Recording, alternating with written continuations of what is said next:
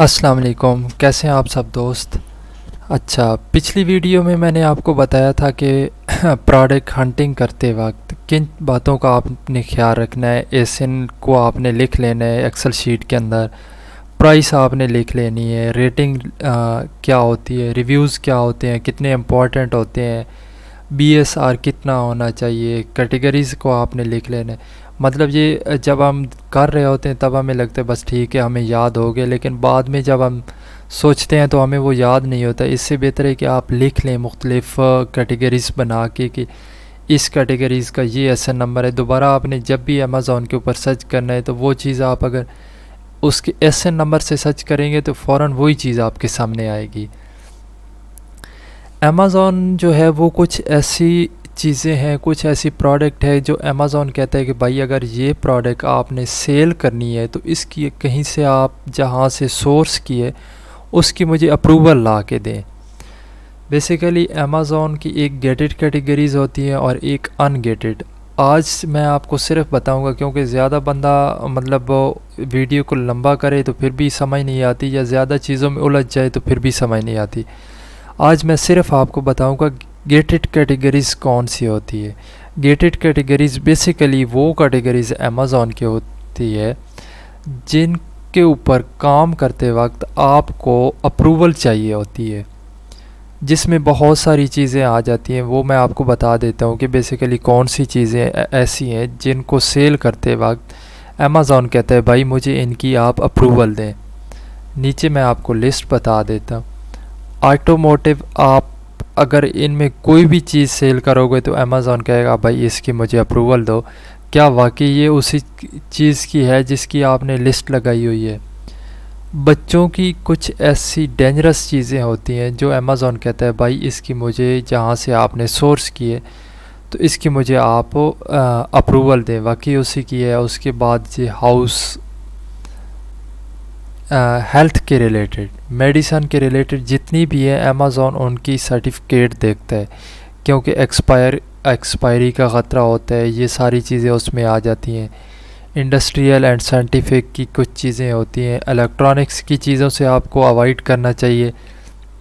देखें, इलेक्ट्रॉनिक्स की चीज़ ऐसी होती है जो अगर ख़राब हो जाए तो क्लेम आपको आ जाता है, आपको रिटर्न करनी होती है। उसके बाद कुछ ऐसे कॉइन्स होते हैं जैसे उनके ऊपर पिक्चर लगी होती है और वो बहुत पुराने होते हैं, फ़ाइन आर्ट की होती है। आपने कोई ऐसी सेलेक्ट कर लिया फ़ाइन आर्ट की जो वाकई उसकी है, बनाई हुई है या नहीं, या किसी और की बनाई हुई है। ज्वेलरीज हो गई, म्यूज़िक, डीवीडी हो गया, मेजर अप्लायंसेस हो गया, ये आप बेशक लिख लें। इन कैटेगरीज़ में आपने नहीं जाना। इनमें जाओगे तो आपको अप्रूवल लेनी होगी। अप्रूवल लेने के बाद आप इनको सेल कर सकते हो, लेकिन बिगनर लेवल पे ये अवॉइड करनी चाहिए। उसके बाद कुछ ऐसी प्रोडक्ट, क्योंकि मैंने पिछली वीडियो में भी आपको बताया कि आपने प्रोडक्ट का जो साइज़ है वो बहुत कम रखना है। जितना साइज़ कम होगा उतना आपको फ़ायदा होगा, क्योंकि हमने अपनी प्रोडक्ट अमेज़ॉन के वेयर हाउस में रखनी होती है। तो अगर उसका वज़न ज़्यादा होगा तो उस हिसाब से आपको चार्जेस भी ज़्यादा देने होंगे। उसके अलावा कुछ ऐसी चीज़ें होती हैं जिनसे आपको अवॉइड करना चाहिए। कोई ऐसी आपने चीज़ नहीं सेलेक्ट करनी जिससे आग लगने का ख़तरा होता है। जैसे मुख्तलिफ़ बैटरीज़ होती हैं, उनके अंदर लिथियम होता है, वो बहुत डेंजरस होता है। ऐसी भी चीज़ें आपने नहीं सेलेक्ट करनी जो वेपन्स के रिलेटेड हो या वो सारी। उसके अलावा वेरिएशन वाली चीज़ें आपने नहीं सेलेक्ट करनी। फ़र्ज़ करो आप ब्रांड शॉपिंग के अंदर कोई एक शूज़ लगा देते हो तो शूज़ 9 नंबर भी हो सकता है, 10 नंबर भी हो सकता है, 5 नंबर भी हो सकता है। इतनी सारी वेरिएशन के अंदर आपने नहीं जाना। अब हम देखते हैं कि किस तरीके से हमें पता चलेगा कि ये ब्रांड जो हम सेलेक्ट कर रहे हैं वो हमें अप्रूवल देता है या नहीं, या अप्रूवल किस तरीके से हमने लेनी है। तो अमेज़ॉन को हम ओपन करते हैं। ये अमेज़ॉन हमारे सामने ओपन हो गया। अब वो यहाँ से आपने देखना है कि किस तरीके से हमने अप्रूवल लेनी है।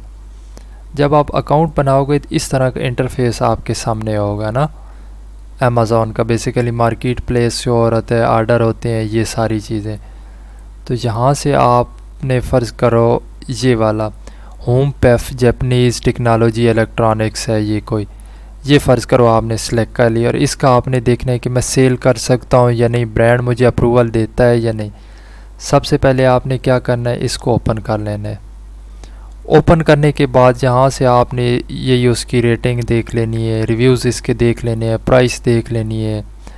उसके बाद बिल्कुल नीचे आके आपने जहाँ ये इसके अबाउट दिस आइटम लिखा हुआ है, नीचे आपने प्रोडक्ट पे आ जाना है।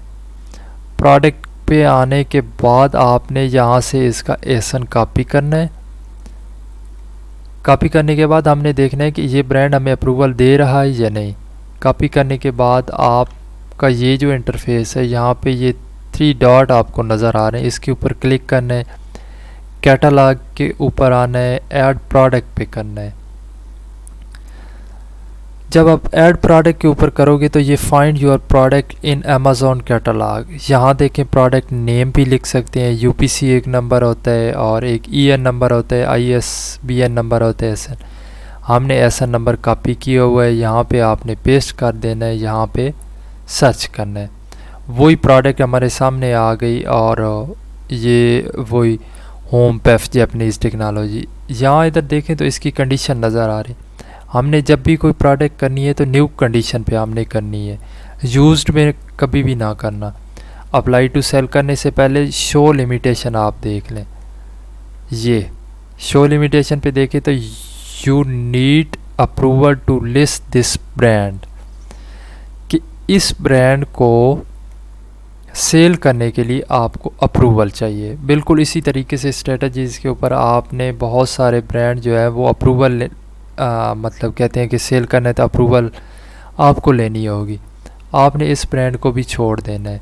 अगर आप इसको करना चाहोगे तो आप ब्रांड को रिक्वेस्ट करोगे कि भाई मैंने आपके ब्रांड सेल करना चाहता हूँ तो मुझे अप्रूवल दें, उसको रिक्वेस्ट सेंड करोगे, फिर वो क्या कहता है ये सारा। तो बेसिकली हमने आज ये देखा कि ब्रांड को अप्रूवल किस तरीके से लेनी है, किसी भी प्रोडक्ट का एसन किस तरीके से निकालना है, निकाल के आपने यहाँ के अप्लाई टू सेल से पहले शो लिमिटेशन देख लेनी है।